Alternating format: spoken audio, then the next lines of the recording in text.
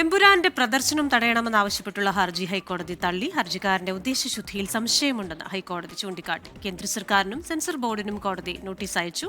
ശ്രീകാന്ത് ചേരുകയാണ് തിരുവനന്തപുരത്ത് നിന്ന്.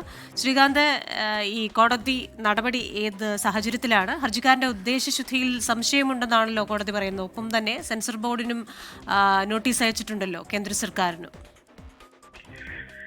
എമ്പുരാൻ സിനിമയുടെ പ്രദർശനം തടയണമെന്നാവശ്യപ്പെട്ട് അവിടെ BJP-യുടെ തൃശൂരിലെ ജില്ലാ കമ്മിറ്റി അംഗം ആണ് നൽകിയത്. വിജീഷ് എന്നാണ് പേര്. ഇന്ന് കോടതി ആ ഹർജി പരിഗണിച്ചു. അത് ഫയലിൽ സ്വീകരിച്ചിട്ടുണ്ട്. പക്ഷേ അത് തടയണമെന്ന ഇടക്കാല ആവശ്യം അത് കോടതി ഇന്ന് തള്ളി. അനാവശ്യ പബ്ലിസിറ്റിക്ക് വേണ്ടിയുള്ള ഹർജിയാണെന്ന് കോടതി പറഞ്ഞു. എമ്പുരാൻ നിങ്ങൾക്കാണോ എന്ന് ഹർജിക്കാരനോട് ഹൈക്കോടതി ചോദിച്ചു. സെൻസർ ബോർഡ് സാക്ഷ്യപ്പെടുത്തിയ ചിത്രമല്ലേ എമ്പുരാൻ എന്ന് ഹൈക്കോടതി ചോദിക്കുകയുണ്ടായി. എമ്പുരാൻ ചിത്രത്തിനെതിരെ പോലീസിൽ പരാതി നൽകിയോ എന്നും ഹൈക്കോടതി ഇന്ന് ചോദിക്കുകയും ചെയ്തു. അതേസമയം സംസ്ഥാന സർക്കാർ ഈ പ്രദർശനം തടയണമെന്ന ആവശ്യത്തെ എതിർത്ത് രംഗത്തെത്തി.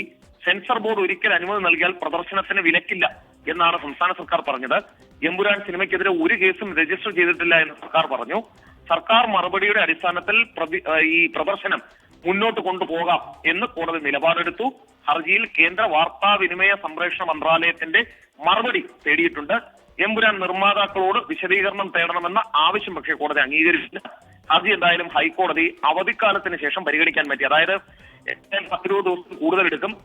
സ്വാഭാവികമായിട്ടും സിനിമ ഇടക്കാല ആവശ്യം തള്ളിയതോടെ സിനിമയ്ക്ക് പ്രശ്നങ്ങളില്ലാതെ പ്രദർശനം തുടരാനാകും.